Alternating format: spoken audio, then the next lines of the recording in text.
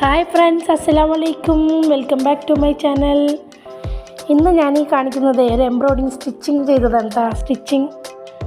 ചെയ്തതാണ്. ഞാൻ ആദ്യമായിട്ട് ചെയ്ത വർക്കാണ്. ഞാൻ ഇന്ന് ആദ്യമായിട്ട് പോയ ക്ലാസ്സിൻ്റെ വിശേഷങ്ങളാണ് ഞാൻ നിങ്ങൾക്കുമായിട്ട് ഷെയർ ചെയ്യാൻ പോകുന്നത്.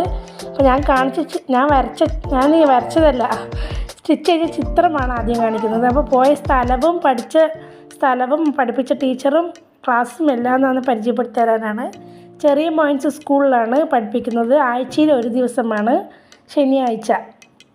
പ്രഭിത എന്ന ടീച്ചറാണ് കേട്ടോ, നഴ്സറി സ്കൂളത്തെ ടീച്ചറാണ് ഞങ്ങൾക്കിത് പഠിപ്പിച്ചു തരുന്നത്. ഇത് എൻ്റെ തൊട്ടിപ്പുറത്തൊരു സ്റ്റുഡൻറ്റ് വരച്ച ചിത്രങ്ങളാണ്. കോട്ടൻ്റെ തുണിയിൽ എംബ്രോയിഡിങ് കോട്ടൺ ചെയ്യുന്ന ഒരു തുണി വാങ്ങിച്ചിട്ട് അതിൽ ഓരോ ഡിസൈനും നല്ല ഭംഗിയിൽ ചെയ്തിട്ടുണ്ട് കേട്ടോ. അപ്പോൾ അവരെനിക്കത് കാണിച്ചു തന്നതാണ്, ഇങ്ങനെയൊക്കെയാണ് ചെയ്യേണ്ടത് പറഞ്ഞിട്ട്. ഇതൊക്കെ ക്ലാസ്സിൻ്റെ ഭാഗമാണ്. ഇതെല്ലാം കഴിഞ്ഞിട്ടാണ് നമുക്ക് ചുരിദാറിലോ ബ്ലൗസിലോ അതൊക്കെ ട്രൈ ചെയ്യാൻ പറ്റുള്ളൂ. അപ്പോൾ അതിന് വേണ്ട സാധനങ്ങളൊക്കെയാണ് ഇത് വന്നിട്ട് ഇന്നർ പ്രൈമാണ്. ഇന്നർ പ്രൈം അടിയിൽ വെച്ച ശേഷം നമ്മൾ ഏത് തുണിയിലാണോ വരയ്ക്കുന്നത് അത് മുകളിൽ വെച്ച ശേഷം ഇത് ആദ്യം എങ്ങനെയാണ് തുണി ടൈറ്റ് ആക്കേണ്ടതെന്ന് എനിക്ക് പറഞ്ഞു തരുന്നു ടീച്ചർ. എല്ലാ കാര്യങ്ങളും വ്യക്തമായി പറഞ്ഞു തരുന്നുണ്ട് ടീച്ചർ. ഇത് ഫ്രണ്ട്ലി ആയിട്ടുള്ള ടീച്ചറാണ്. അപ്പോൾ ഔട്ട് ഓഫ് പ്രൈം പുറത്ത് വെച്ചിട്ട് നന്നായി ടൈറ്റ് ആക്കി കൊടുക്കണം നമ്മൾ. എന്നിട്ട് നമ്മൾ തൊട്ട് നോക്കിയിട്ട് ടൈറ്റ് ആയിട്ടില്ല എന്നുണ്ടെങ്കിൽ അതിൻ്റെ ചുറ്റുപാടൊന്ന് വലിച്ചു കൊടുത്താൽ മതി. അപ്പോൾ നല്ല ടൈറ്റ് ആയിക്കോളും. അപ്പോൾ ഇതാണ് സംഭവം. ഇങ്ങനെയാണ് നമ്മൾ എന്ത് ചെയ്യുമ്പോഴും എന്ത് എംബ്രോയിഡിങ് വർക്ക് ചെയ്യുമ്പോഴും നമ്മൾ ടൈറ്റാക്കി വെക്കേണ്ട തുണീൻ്റെ പ്രോസസ്സിങ്ങാണ് കാണിച്ചു തന്നത്. പിന്നെ വേണ്ടത് നമുക്ക് നീഡിലാണ്. സൂചി, പലതരം സൂചികൾ വാങ്ങിച്ചിട്ടുണ്ട്. ആദ്യമായിട്ട് വർക്ക് ചെയ്യാൻ പോണവർക്ക്, എംബ്രോയിഡിങ് ചെയ്യാൻ പോണവർക്ക് ഉപയോഗിക്കേണ്ടത് വലിയ സൂചിയാണ്. ടീച്ചറൊക്കെ അത് പ്രത്യേകം പറഞ്ഞു തരികയാണ്, ഓരോന്ന് എന്തിനൊക്കെ എങ്ങനെയൊക്കെയാണ് ഉപയോഗിക്കുക, സൂക്ഷിച്ച് ഉപയോഗിക്കണം സൂചിയാണെന്നൊക്കെ. പിന്നെ ടീച്ചർ പറഞ്ഞത് ഒരു ഔട്ട്ലൈൻ വരയ്ക്കാനാണ്. നമ്മൾ എംബ്രോയിഡിങ് ചെയ്യാൻ പോകുന്ന തുണി എടുത്തിട്ട് ഔട്ട്ലൈൻ വരയ്ക്കാൻ പറഞ്ഞിട്ട്, പിന്നെ നമ്മുടെ 1 ഇഞ്ച് അളവിന് ഓരോ ലൈൻ ഇടാൻ പറഞ്ഞു. ഈ തുണിയിൽ നടുക്കല്ല, ഇങ്ങനെ മൊത്തത്തിലായിട്ട്.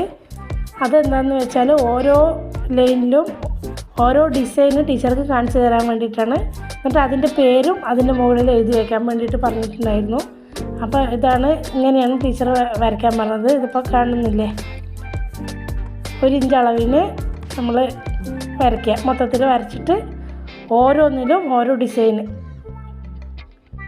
ഇതാണ് ആദ്യത്തെ നമ്മുടെ ചെയ്യാൻ പോകുന്ന കാര്യങ്ങൾ. പിന്നെ വേണ്ടത് നമുക്ക് നൂല്. ഇതിന് വേണ്ടത് ഒരല്പം കട്ടിയുള്ള നൂലാണ് വേണ്ടത്.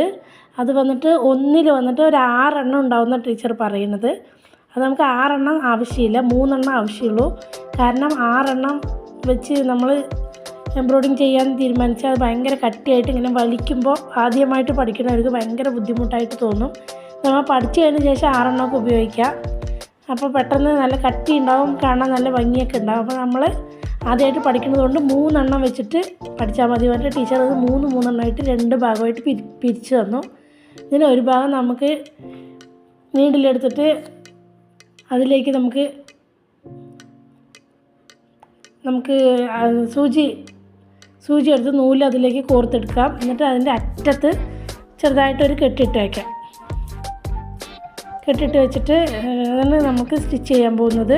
അപ്പോൾ ആദ്യം നമ്മൾക്ക് കാണിച്ചു തന്നില്ലേ ടീച്ചർ,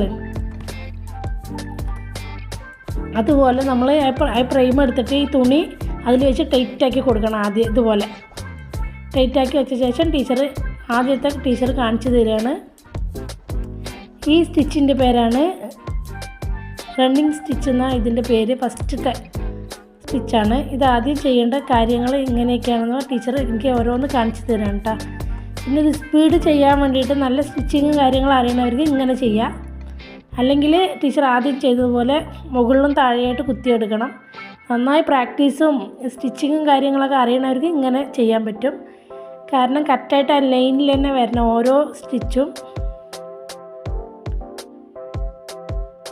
അപ്പം ഇങ്ങനെ വ്യക്തമായിട്ട് ടീച്ചർ ഓരോന്ന് എല്ലാം പറഞ്ഞു തന്നിട്ടുണ്ട്. ലാസ്റ്റ് എൻഡിൽ വരുമ്പോൾ നമുക്കൊന്ന് കെട്ടിട്ട് വയ്ക്കാം. ഇത് ഇളകാൻ വേണ്ടിയിരിക്കാൻ വേണ്ടിയിട്ടാണ്. ഒറ്റ കെട്ടിട്ടാൽ മതി, പിന്നെ അത് ടൈറ്റായി നിന്നോളും. അപ്പോൾ ഞാനിത് ഏകദേശം എനിക്ക് സ്റ്റിച്ചിങ് കാര്യങ്ങൾ അറിയണത് കൊണ്ട് എനിക്ക് പെട്ടെന്ന് കിട്ടി. അപ്പോൾ ടീച്ചർ പറഞ്ഞു നമുക്കൊരു ഡിസൈന് ഈ സ്റ്റിച്ച് ഉപയോഗിച്ചിട്ട് ഒരു ഡിസൈൻ വരയ്ക്കാൻ പറഞ്ഞിട്ട് അതിന് വേണ്ട പേപ്പറാണ് കേട്ടത്. ഈ പേപ്പറിൻ്റെ പേര് കാർബൺ പേപ്പർ എന്നാണ്. നമ്മൾ ഏത് ഡിസൈനാണോ വരയ്ക്കുന്നത് അത് ഒരു പേപ്പറിൽ പ്രിൻ്റ് എടുത്ത് വെക്കണം. എന്നിട്ട് നമ്മൾ ഉപയോഗിക്കാൻ പോണ തുണി എടുത്ത ശേഷം ഈ കാർബൺ പേപ്പർ വയ്ക്കുക.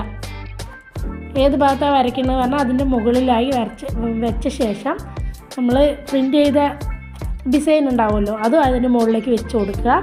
കറക്റ്റായി വെച്ച് കൊടുത്ത ശേഷം ഒരു പേനയോ പെൻസിലാണ് നല്ലത്, ടൈറ്റായിട്ട് നല്ല കട്ടിയിൽ തന്നെ അതിൻ്റെ മുകളിലൂടെ നമുക്ക് വരച്ച് ടൈറ്റായിട്ട് വരച്ച് കൊടുക്കണം. എങ്കിലേ ഈ ഡിസൈൻ ആ തുണിയിൽ പതിയുള്ളൂ കറക്റ്റായിട്ട്. അപ്പോൾ ഏകദേശം ഞാൻ ഈ സ്റ്റിച്ച് ചെയ്യാൻ തുടങ്ങിയിട്ട് ലാസ്റ്റത്തെ എൻഡാണിത്. അപ്പോൾ ടീച്ചർ പറഞ്ഞു നന്നായി വന്നിട്ടുണ്ടെന്നാണ് പറഞ്ഞത്. അപ്പോൾ എൻ്റെ വീഡിയോ ഇഷ്ടപ്പെട്ടാൽ സപ്പോർട്ട് ചെയ്യുക, ലൈക്ക് ചെയ്യുക, ഷെയർ ചെയ്യുക. ഓക്കെ, ബൈ, അസ്സലാമു അലൈക്കും.